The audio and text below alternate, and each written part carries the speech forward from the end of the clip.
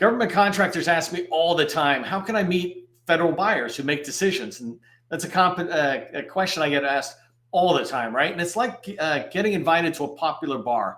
You need to be attractive. If you're super attractive, you skip the line, right? Otherwise, you just have to wait in line to get into that popular bar. It's just the way it is.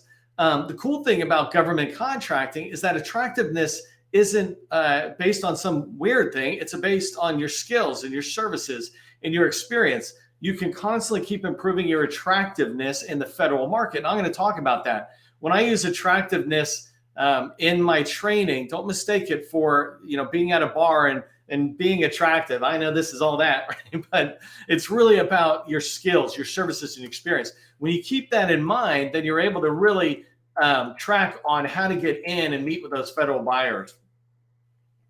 So let's talk about how to meet with federal buyers. Again, when you think about how to get into federal agencies, how to get in these doors of federal agencies, it really comes down to three things that I'm going to talk about today. First, you want to be attractive to federal buyers. And again, I'll talk about what that means. The second thing is you want to be concise when you're making that first contact. Don't try to tell them everything. And then the third thing is to be persistent when trying to land a meeting. So today I'm going to cover down on being attractive, being concise, and being persistent in order to get those meetings within federal agencies with federal buyers. If you don't know who I am, my name is Neil McDonald. I want to welcome you to my federal sales training where I provide tips for success in the federal market. I'm the president of the GovCon Chamber of Commerce, but before that, I spent 20 years as a small business owner myself in the federal market. Since 2018, I've been teaching people like you that government contracting is not a secret, it's just a process. When we follow a process A to Z, we're going to have repeatable, predictable results. And that's what I want for you. It's why I do this training, is so that I can keep giving you process, the how of what to do in government contracting to be successful. If you haven't done so already, make sure you subscribe to our newsletter, the Government Contracting Success Newsletter. We've got over almost 13,000 subscribers in there. We're the largest GovCon newsletter in LinkedIn, and we only put in content that's valuable to you. So, for example, our most recent issue just came out over the weekend, and that obviously had the upcoming training for this week of February 12th, but it also had in three different, let's call it articles, right, within the newsletter. One was how to do business with the Army Corps of Engineers or Army Contracting Command in Aberdeen Proving Ground. Another is how to do business with Department of Labor. And the third one was how to do business with Department of Education. So the newsletter has a lot of that type of content, constant content around how can you succeed in government contracting. The other thing is I just wanted to again say thank you for those who registered. Over 150 people registered for today's training. And just to put it in perspective, I just let people know about it and register yesterday. So within 24 hours, we got 150 plus people registering for training. I really appreciate that. First and foremost, that's you saying thank you to us by letting us know you're coming or you're interested in that training, right?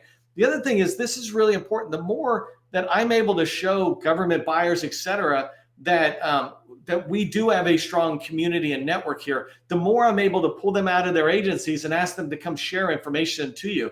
And as I go into 2024, I really want to be able to step up, getting you information from the horse's mouth, not just me teaching you sales, but buyers telling you, hey, here's what we want. Here's what we're looking for from industry. Here's the challenges, et cetera. And when you register for training, you're really making that so much easier. So I appreciate you doing that. If you haven't already registered, today's February 12th. If you're live, we've got training lined up all the rest of the week. So go take a look at it. Somebody will put a link into the chat for me because people are so nice. That tells you how to go register. Okay, let's get started off with how to meet buyers and get meetings with buyers. And the first step is to be attractive to federal buyers.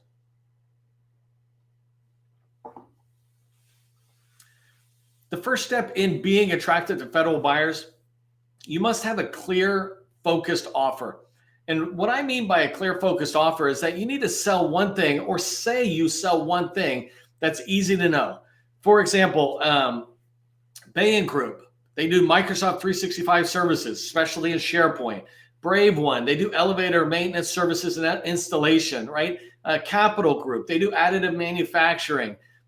Trevor, he's on here from ProTech. They do software development, specializing in the AWS stack.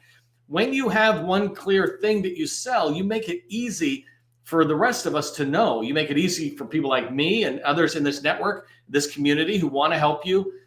You make it easy for buyers when they hear it, they go, oh, I know what that is.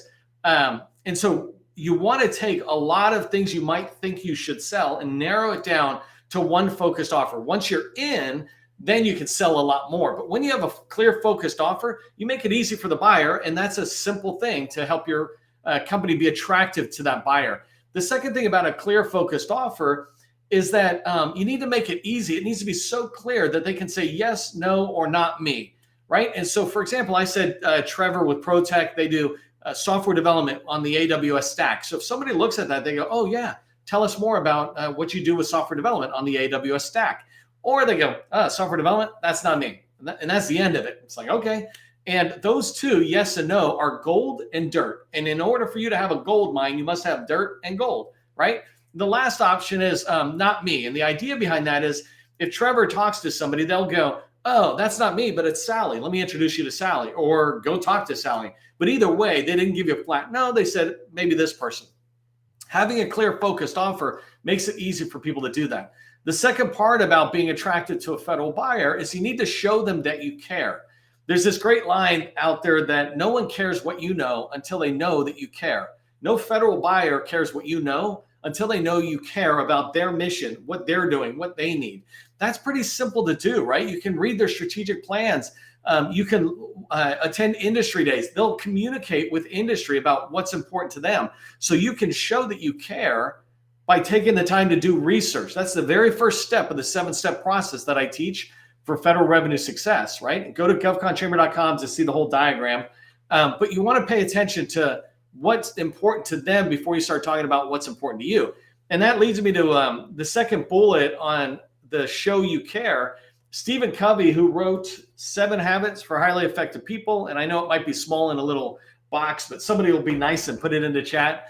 Stephen Covey says, seek first to understand, then to be understood. Seek first to understand, then to be understood. He has 7 habits, and that's habit number 5.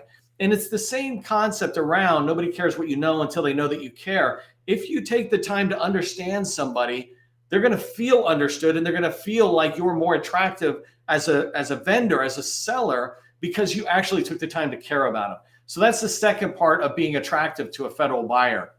And the third thing is to make sure your marketing assets are consistent.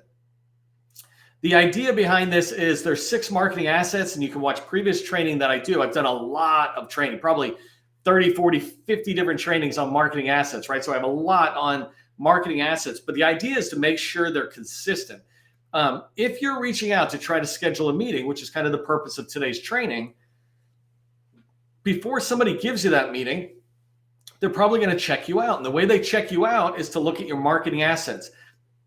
They'll go to the dynamic small business search tool because that's the #1 market research tool for government buyers. They'll go to your LinkedIn profile. They'll go to your website. They'll go to your capability statement if they see it on DSBS or on your website. Those all need to have kind of this consistent, I don't mean kind of, they need to have a consistent message across the board that says, for Trevor, for example, we do AWS software development on his website, on DSBS, on his capability statement, on LinkedIn, right? So across the board, he'll be communicating it. And that way, when they're checking him out to decide, do I want to have a meeting with them after he just reached out to them to try to schedule one, they're going to look and go, oh, AWS, sure. And it looks pretty consistent. It looks like they actually are an AWS software development firm. Let's meet with them. The pro tip I have here is avoid being controversial. And I don't want to be controversial by going too far into this, but on LinkedIn in particular, be really careful about what you post that is personal information first. The second is stuff that just goes way off. And when I say personal information, by the way, I don't mean me saying something about my kids or whatever. I mean politics, for example. Going down this path, it's a very dangerous slope. And in this particular case, we're in sales. If you want to use LinkedIn for your personal stuff, I'm not here to tell you it's wrong. But what I am telling you is if you want to meet federal buyers, let's just say Coke or Pepsi, right? And you say Coke is the best thing on LinkedIn and Pepsi is horrible or something. Well, if you're trying to reach out and you're reaching out to a person who thinks Pepsi is the bomb, and not only is Coke bad, but Coke, people who say, Coke is the best and Pepsi is bad. I don't even want to meet with them. Well, you cut off half the people, right? And so just kind of consider keeping that stuff out. The other reason, way more important than just that, though, is if you start talking about different things, and I unfollow people all the time who I go into their feeds or I get it into my feed, I see their content, but their content is not what I thought I would be following them for. An example is, let's say I'm following somebody related to, and I just happened to see a book on government contracting pricing. Let's say I'm following somebody on government contracting pricing, but they start going off on these other topics that are unrelated, and they really start getting farther and farther away from pricing, farther away from proposals. I begin to say, you know what, I'm not going to follow. You need to be consistent so people see Trevor in this particular case, let's use him as an example, as somebody who's posting stuff about software development and AWS and what you can do in your agency. Take the personal stuff and put it on Facebook and everywhere else. But in LinkedIn, just a suggestion, I'm not here to debate people, consider keeping your content really consistent. All right, let's move on to a second tip is be concise. And so this is really important when you're first reaching out to people. There's two ways that I teach people to reach out, right? 2 steps. When you reach out to somebody and you're going to try to schedule a meeting, the first thing you do is call and leave a voicemail. Second thing you do is follow up with an email.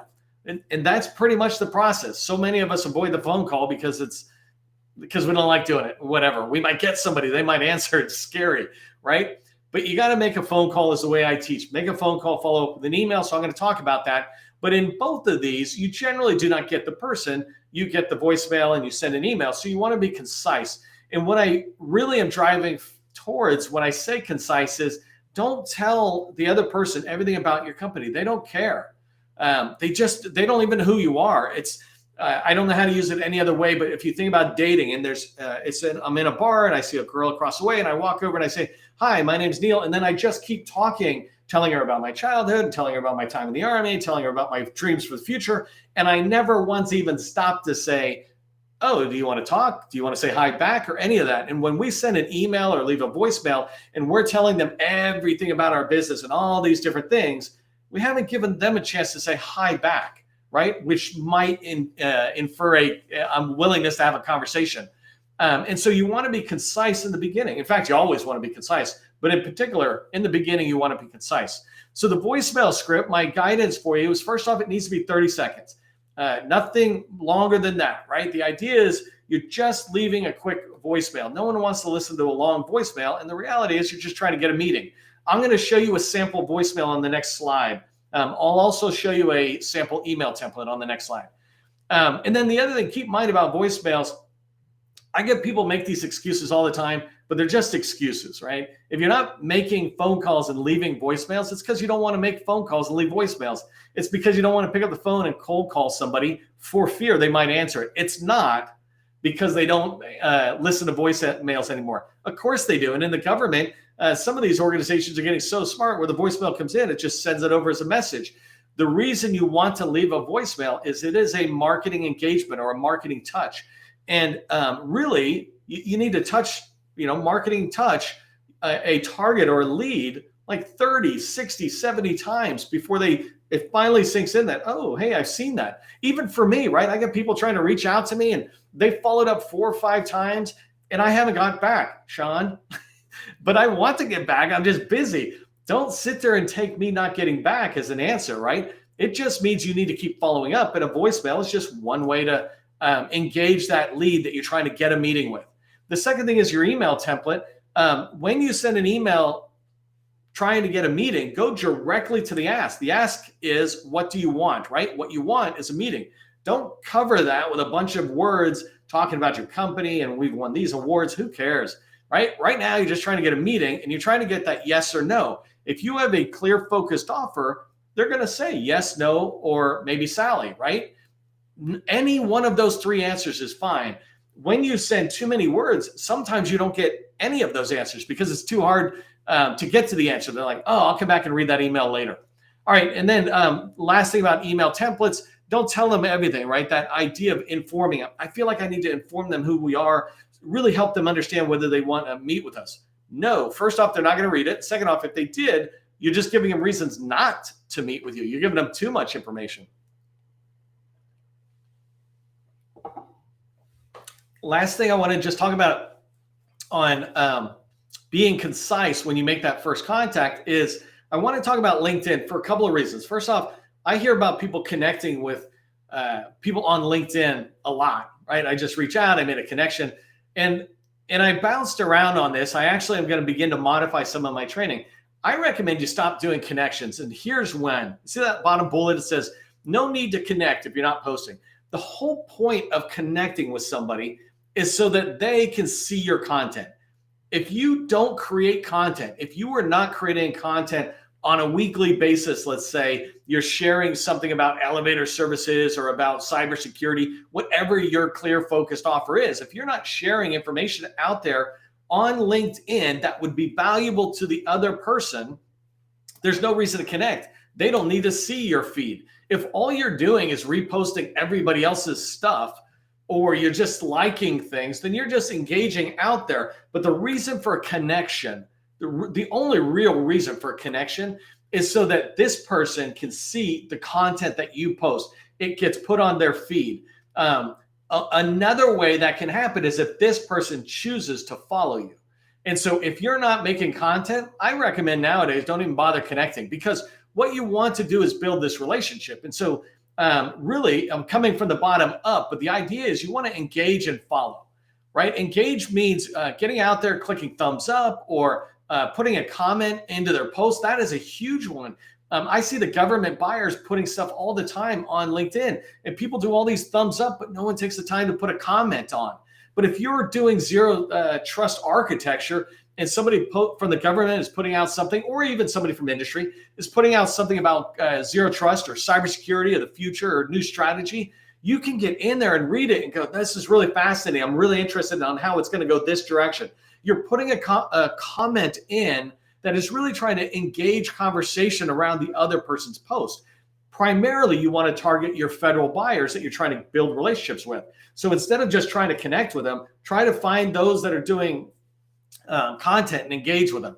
And the last one is follow, right? So when you see that they're creating content, or when you want them to see who you are, follow. Always make sure you engage first. This is my opinion. Engage first for a few weeks, right? Unless you're in some sort of big hurry, just engage for a few weeks. And then after you've had a chance to be able to engage in their content, they will see who you are. They'll see, we all look at, unless you're getting hundreds of thumbs up, we all go see who's giving us a thumbs up, right? And if you comment, absolutely the person who posted, that federal buyer perhaps, they're going to see your comment. They're going to appreciate that you put a comment in, as long as it's relevant and helpful in there, right? And so after you've done that for a little bit, you're on their radar, then hit the follow button, which is telling that person, hey, Neil just clicked follow and is following your content. So now it's farther along. This is all kind of warming up a federal buyer before you reach out to them to try to schedule a meeting, et cetera. So these are things you can do. But the idea is, if you are going to send a LinkedIn connection request, I don't even bother putting a message. I was going to give you a template, but I actually recommend you just, if you're engaged and then follow and you still want to connect, just connect after you've done it. I've stopped sending personal messages because I know they're engaged. And when I look at the people who are connecting with me, as long as I see they're in my world, I'll make a connection that I don't need a big, heavy message from them, because nowadays, what are they really going to say? Hey, Neil, I love your stuff. I'd love to connect. Well, that was kind of what they said when they just sent the request, right? I'm not here to debate that. Last thing I just want to say is, don't overvalue connections you make with the government buyers. Those guys, a lot of times, one of two things can happen. They'll accept it or they won't. But it's not like when they accept it, they go, oh my gosh, there's Neil, I'm going to buy from him, right? Don't put a lot of value or place a lot of value on, hey, boss, I just connected with 5 federal buyers. That's really good stuff. I'm like, it just means you're LinkedIn connected. It doesn't mean you actually had a meeting. Meetings are where you start putting a lot of value on it. So let me give you a couple of templates really quick. So this is just ones I might use, and I threw them together fairly fast, but my voicemail script is something like this. Frankly, this could be with a federal buyer or a teammate. Hi, John. My name is Neil McDonald with ABC Company. I support federal agencies like you and hope to have a quick intro call. Our focus is Microsoft 365, and I wanted to see if there might be areas we could team up on together. If convenient, I'm free next Tuesday or Thursday at 10 a.m. or 2 p.m. Again, this is Neil McDonald with ABC Company. My phone number is 703-555-1212. Hope you have a great day. That's it. It's the same voicemail script. I'm a little stumbling on it because that's like the second time I've read it. But if I was using that script to reach out to 100 people to set meetings up, then I would be practicing that 30 or 40 times. So I've got it on a roll, right? I'd make the font like, 32 fonts. So it's very easy for me to read. But the important thing to remember is I'm saying who I am and who I'm with right up front. Then I'm saying right out of the gate, I'm trying to give a little credibility or perspective and say, hey, I support federal agencies. Oh, they might be a government contractor, right? And I hope to have a quick intro call. I went straight to the ask. That's what I'm calling you for. And then the next line here, our focus is Microsoft 365. I'm saying what we do, and I'm trying to see if we can team up. I'm using these words, right? Can we team up together? So that is implying to whoever's really paying attention that this is where my swim lane is, and I want to see if we can have a conversation to see if it makes sense. And then I'm giving them options. Always give 2 options, Tuesday or Thursday, so 2 different days at 10 a.m. or 2 p.m. So I'm giving them 2 different options of days and then 2 different options of times to try to schedule a meeting. Don't say, hey, let's get together and see if we can schedule a call. Give them options right then and there. And it doesn't have to be this week. It could be next week or the week after, and you still can keep those times. The email template is basically the same thing, except for it's broken up a little differently. You see how I've got the email template broken up into these short sentences. Email should be like social media, very short to read. My second line is actually a little bit long there, but if it's 12-point font, it actually is like a half of a page coming across, so it's fine. But here in the email template, I say, hi, John, I support federal agencies like you and hope to have a quick intro call. I went straight for the ask, just immediately. I'm not trying to soft toe around this or soft shoe around it, right? I'm trying to go right in and say, are you like me that you're willing to talk to me? If you are, great, let's meet. If not, okay, fine. I need dirt in order to get gold. So I support federal agencies like you and hope to have a quick intro call. Our focus is Microsoft 365. I wanted to see if we could team up, right? Same line. If convenient, I'm free next Tuesday or Thursday. Let me know if either works for you, right? And I might have added one more line. Let me know if either works for you, right? And then regards, Neil. Just really clear, very fast. I'm not explaining any more about my company. If I haven't won you over or lost you with Microsoft 365, then I'm just going to move on. I'm looking for, and I'll talk about this in a minute, maybe right here. I'll talk about this last one, right? Is be persistent when trying to land these meetings. If I just start at the bottom for a second where it says, understand the bell curve, you got to keep in mind when you reach out to people, you're not trying to get everybody to schedule a meeting with you. This bell curve represents 100 people you reach out to. The late majority and laggards represent 50%, 50 people. Those people will not meet with you at all. They might not even respond, right? Totally cool. That's dirt. The early majority is not going to meet with you. So now that's another 34%. So now we got 84% of the people will not meet with you and maybe won't even get back to you. The early majority doesn't want to meet with you unless they're introduced to you by somebody else. For example, I got a customer last week who asked to use another person's name. They said, no, it'd be better if I introduce you to my colleague. This is a government buyer who said this, which is so nice. She said, let me make the introduction so that way they're sure to take the email and schedule a meeting with you. And so that early majority people, they'll meet with you. They just want an introduction. So that means 16% innovators and early adopters, those are the ones you're going to meet with. So when you think about sending messages out, you need to do enough volume, and then you need to be patient enough to understand not everybody's going to say yes. Only 16% will represent gold. The other 84% will basically be dirt, but still you own a gold mine, right? All right, so I don't have a lot of time to talk about it right now, but one of the things about being persistent when you're trying to land meetings is don't give up, right? Don't just send 1 or 2 or 3 emails. You really want to follow through. And so one of the bullets I didn't touch on, but I was going to, is how to find buyers.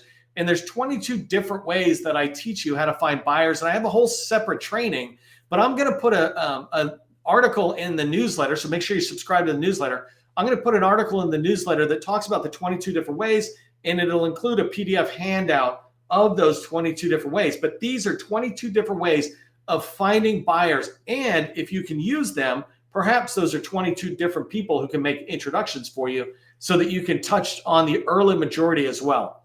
The part I really wanted to focus on is the 30-day sales follow-up.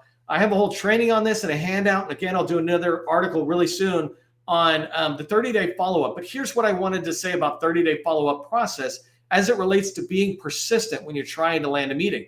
I talk to people, I say, how have you been reaching out to them, following up? Yeah, we did a lot. And then we kind of petered off. Okay, how much? Well, I think we did it twice 1 week, and then we followed up the next 2 weeks, and then we kind of gave up. I'm like, yeah, that sounds like a lot. If all you do is 1, 3, or 4 sounds like a lot. What you need to do is to reach out 30 or 60 times. Unless for some reason you're reaching out to people in the beginning that you don't really want to talk to, then you should be reaching out to people you do want to talk to. So it's worth following up 30 or 40 times. Just because they haven't got back to you does not mean the answer is no.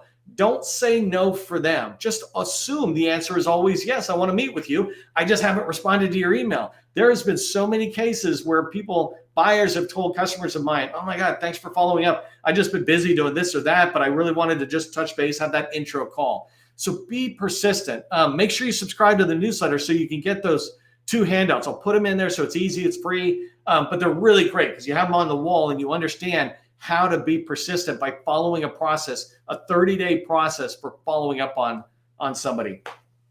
Okay, so here's what I want you to remember coming out of today's training, in particular the 3 steps, right?